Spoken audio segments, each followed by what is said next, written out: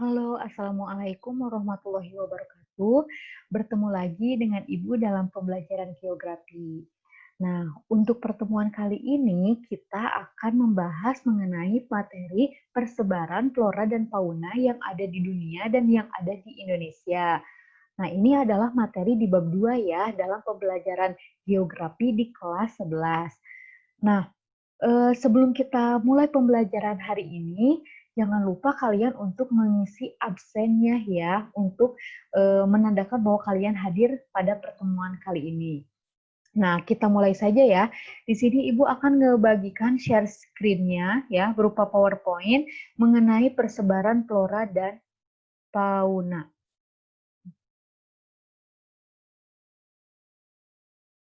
Nah, di sini, di judulnya adalah flora dan fauna di Indonesia dan di dunia. Oh iya, sebelumnya nih, pada materi ini kita itu dalam materi yang disebut dengan kajiannya itu adalah biosfer. Nah, biosfer itu berasal dari dua kata, bios dan sfer. Bios itu adalah makhluk hidup dan sfer itu artinya lapisan. Jadi, kali ini kita akan mempelajari tentang lapisan makhluk hidup. Nah, karena kita mempelajari tentang flora dan fauna, tumbuhan dan hewan itu kan termasuk ke makhluk hidup ya. Jadi dibahasa dalam kajian biosfer gitu. Nah, di sini sebelum kita mempelajari tentang persebaran flora dan faunanya, di sini juga kita akan mempelajari mengenai tempat tinggalnya dulu ya, atau yang disebut dengan bioma gitu ya. Apa sih bioma? Nah, bioma itu merupakan gabungan dari beberapa ekosistem. Nah, seperti yang kita ketahui bahwa ekosistem itu merupakan hubungan antara makhluk hidup dan makhluk tidak hidup atau biotik dan abiotik. Jadi terbentuklah suatu ekosistem. Misalkan nih ekosistem kolam, ekosistem hutan, ekosistem sawah. Nah, itu ekosistem. Nah, berbeda dengan yang akan kita bahas hari ini. Nah, yang kita akan bahas hari ini itu adalah mengenai bioma. Bioma itu gabungan dari beberapa ekosistem, jadi cakupannya lebih luas dan lebih kompleks. Banyak sekali perbedaannya. Nah, di sini Ibu akan membahas dulu nih tentang bioma. Ya, karakteristik bioma. Ciri dari bioma itu apa sih? Yang pertama itu mudah dikenali hanya dengan melihat vegetasi utamanya. Misalkan nih contoh adalah bioma gurun. Vegetasi itu tanaman. Tanaman utamanya ya pasti kaktus. Oh, berarti ini mah bioma gurun. Kayak gitu. Jadi udah tahu nih dilihat dari tumbuhannya. Jadi vegetasi di sini itu adalah tumbuhan.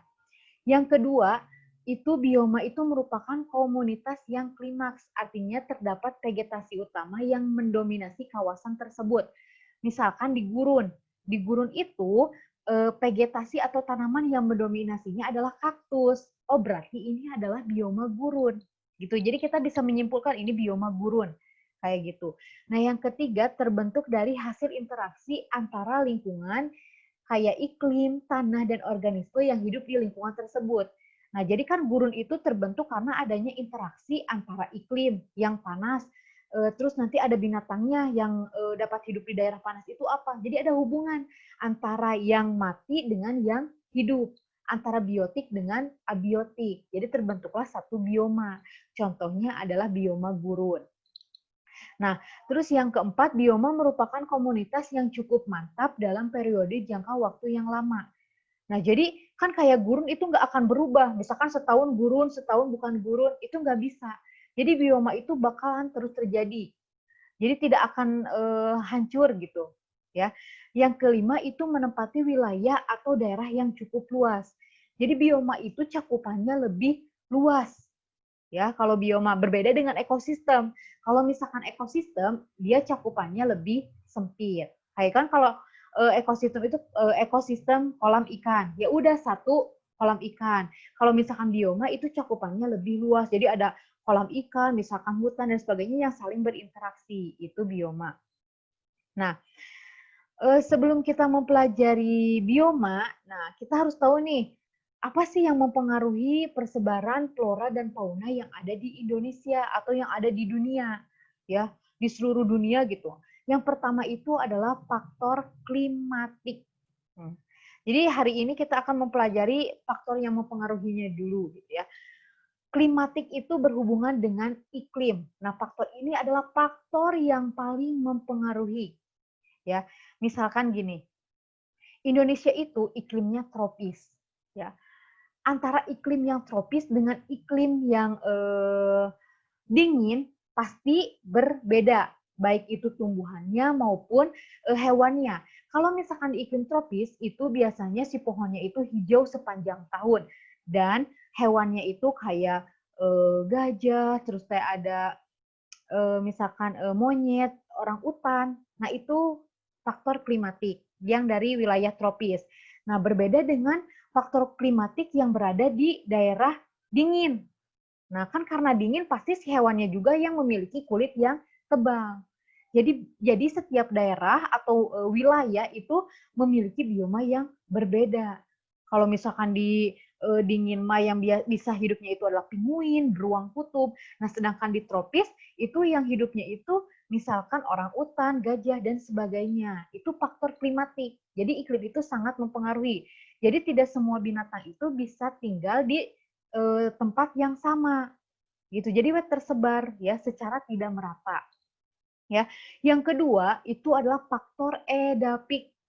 Edapik itu adalah faktor tanah.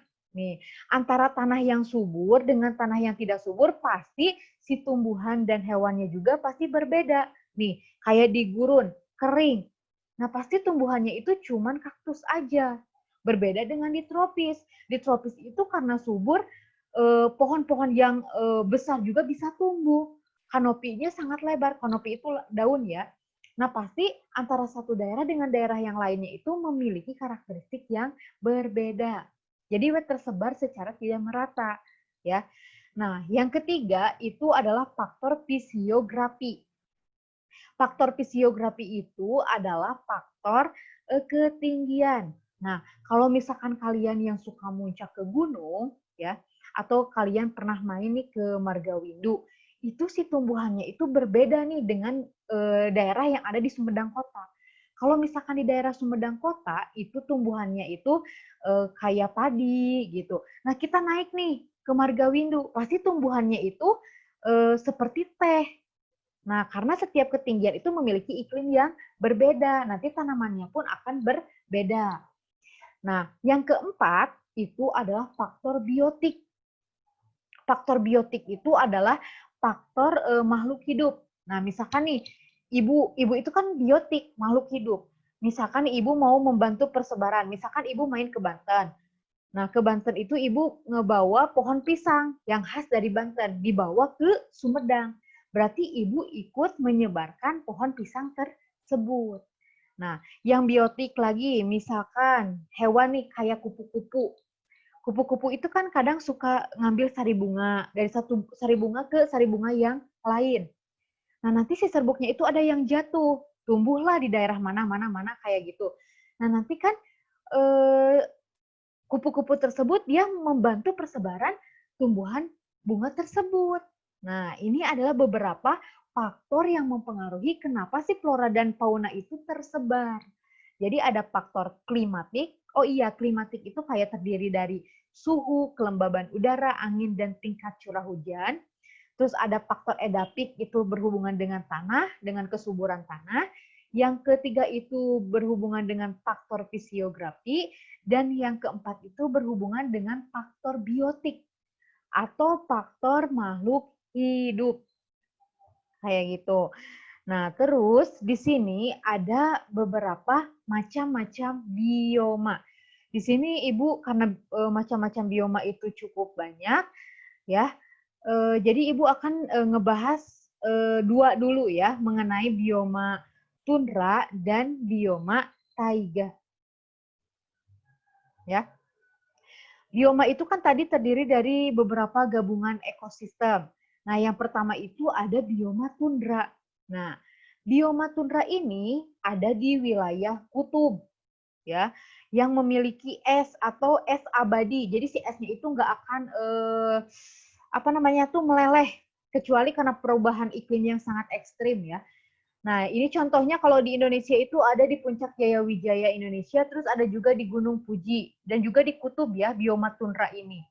Nah, contoh hewannya itu yang bisa bertahan hidup di wilayah bioma itu cuma lumut, ya, lumut kerak. Nah, lumut lumut kerak yang bisa hidup di wilayah dingin. Kalau misalkan kayak kaktus kan dia nggak bisa hidup di wilayah dingin. Nah, faunanya nih, hewannya itu kayak kelinci kutub, terus ada singa laut, ada beruang kutub, anjing laut, pinguin. Nah, itu adalah binatang yang bisa yang bisa hidup di wilayah dingin. Kayak gitu. Yang kedua, itu ada yang disebut dengan bioma taiga. Ya. Bioma taiga itu adalah bioma yang ada di wilayah dingin. Ya, kalau misalkan dingin itu jadi yang memiliki 4 musim. Jadi kadang dingin, semi, panas dan sebagainya. Nah, ini contohnya adalah di wilayah Siberia Utara, Rusia, Kanada Tengah dan Jepang bagian utara. Ya, jadi daerah-daerah yang hampir dekat dengan kutub tapi tidak sedingin kutub. Ya, esnya itu kadang mencair. Kalau di kutub kan esnya itu adalah es abadi. Nah, kalau taiga itu enggak, jadi dingin. Ya. Nah, ciri khas dari taiga itu adalah hutan konifer. Hutan konifer itu adalah hutan berdaun jarum. Nih, hutan berdaun jarum itu apa sih? Nah, contohnya adalah pinus ya. Terus cemara. Kayak orang-orang Amerika tuh kalau misalkan lagi musim dingin, itu kan suka ngehias pohon cemara ya. Nah, karena suhunya dingin, jadi yang bisa bertahan hidup itu cuma cemara dan pinus aja. Nah, terus faunanya apa sih? Ingat aja nih, kayak rusa. Kan kalau misalkan di Natalan suka ada Santa Claus ya, yang menggunakan rusa kayak gitu. Terus ada ini namanya ajak. Ya, ini ajak ini beruang hitam. Nah, ini adalah binatang-binatang yang sering hidup di wilayah yang dingin. Ya, tapi enggak sedingin yang kayak tadi yang tundra. Kalau ini ada musim panasnya gitu. Nah, terus di sini juga ada hutan gugur beriklim sedang. Nah, dia yang memiliki 4 musim. Ada musim semi, musim panas, musim dingin, dan musim gugur. Nah, jadi si daunnya akan menggugurkan diri ketika musim dingin, akan muncul lagi ketika musim semi, dan sebagainya. Nah, ini tersebar di wilayah Eropa Barat, Tiongkok Timur, Korea Selatan, Jepang, Amerika, Chili, dan Selandia Baru. Nah, binatangnya yang bisa hidup di wilayah hutan gugur beriklim sedang itu kayak berang-berang, terus ada rusa, ada tupai. Ini adalah burung pelatuk ya. Burung pelatuk itu kalau misalkan di kartun itu kayak Woody Woodpecker. Nah, ini adalah beberapa hewan yang bisa beradaptasi di bioma hutan gugur beriklim sedang. Kayak gitu. Nah, yang selanjutnya itu adalah hutan selalu hijau subtropis, ya. Jadi hutan selalu hijau subtropis itu hampir sama dengan hutan hijau di wilayah tropis, tapi ini di wilayah subtropis. Subtropis itu yang memiliki 4 musim. Nah, tapi di sini hutannya selalu hijau kayak di tropis. Nah, perbedaannya antara yang hijau subtropis dengan yang di tropis, yang di sini si hutannya itu tidak terlalu rapat. Jadi cahaya matahari masih bisa tembus ke permukaan tanah, ya. Nah, ini banyak terdapat di bagian tenggara Amerika Serikat, terus ada di Tiongkok Selatan dan di Jepang Selatan yang ini. Nah, ini beberapa contoh floranya kayak apa sih ini tuh? Kayak pohon beringin lagi, kayak gitu ya, sejenis pohon beringin. Nah, faunanya itu kayak keledai, terus ini ada tikus kayu dan juga tupai. Nah, ini ya. Ini adalah hutan tropis ya, hutan hijau di wilayah subtropis. Next ya. Nah, di sini ada yang disebut dengan stepa. Stepa itu adalah padang rumput yang luas, ya. Jadi semuanya padang rumput aja. Pasti kalau misalkan kalian yang sering nonton Nat Geo gitu ya, yang kayak pertarungan singa dan buaya dan kuda nil dan sebagainya, pasti kalian gak asing lagi melihat yang kayak gini. Nah, ini persebarannya itu di wilayah Afrika Selatan dan Rusia. Jadi di wilayah Afrika ya. Nah, hewannya itu kayak zebra, singa. Nah, yang ini adalah anjing liar. Yang ini. Ya, ini binatang-binatang yang ada di stepa. Stepa itu adalah padang rumput yang luas. Jadi nggak ada pohonnya kalau yang stepa gitu ya. Nah, next di sini ada gurun dan semi gurun. Nah, pasti kalian tahu ya gurun itu gimana kering. Biasanya ada di gurun Sahara di Afrika dan gurun Gobi itu di Asia. Pasti kalian udah nggak asing lagi nih. Floranya itu kayak kaktus yang bisa bertahan hidup di apa sih namanya itu di gurun. Faunanya ada unta. Terus di sini juga ada yang disebut dengan apa sih bunglon ya kayak bunglon tapi warnanya lebih coklat soalnya mempertahankan hidup kan menyamai dengan pasir. Terus ada ular, terus ada si Oscar tuh kadal. Nah ini fauna yang ada di wilayah gurun. Kita next ya. Nah di sini ada hutan gugur tropis. Jadi hutan gugur juga ada yang di wilayah tropis. Nah itu hutan monsun Asia. Jadi persebarannya itu ada di hutan monsun Asia Selatan dan Bangladesh. Nah, contoh floranya kayak jati. Ya, jati itu jadi ketika musim panas itu kadang menggugurkan daunnya dan ketika musim hujan dia akan muncul lagi daunnya. Terus ada bambu. Nah, ini binatangnya kayak singa, harimau, terusnya ada babi, rusa. Nah, ini hutan gugur tapi di wilayah tropis. Jadi meskipun di tropis, tapi kita juga memiliki hutan gugur atau disebut juga dengan monsun. Nah, kita next. Di sini ada juga yang disebut dengan sabana. Ya, kalau stepa kan tadi padang rumput yang luas. Kalau misalkan sabana itu padang rumput yang luas, tapi diselingi juga dengan pohon. Jadi luas, terus ada juga pohonnya. Nah ini sabana, ya. Nah sabana itu ada di Afrika, Australia, Amerika Selatan, sebagian India dan sebagian kecil wilayah di Indonesia. Jadi Indonesia juga memiliki sabana tepatnya di Nusa Tenggara. Ya. Binatang yang ada di wilayah sabana itu hampir sama dengan di stepa, kayak zebra, jerapah, terus ada kerbau, ya itu yang berada di wilayah sabana. Zebra juga ada ya. Kalau di Indonesia itu kerbau, kebanyakan hewannya itu kerbau. Kalau misalkan di Nusa Tenggara. Nah, sekarang ini ada tropis nih. Nah, tropis itu kebanyakan di wilayah Indonesia, ya. Ada juga di Australia bagian utara dan Papua di bagian timur. Nah, tadi kan kalau misalkan tropis yang ada di Indonesia itu daunnya hijau sepanjang tahun dan memiliki apa sih namanya tuh daun yang lebar.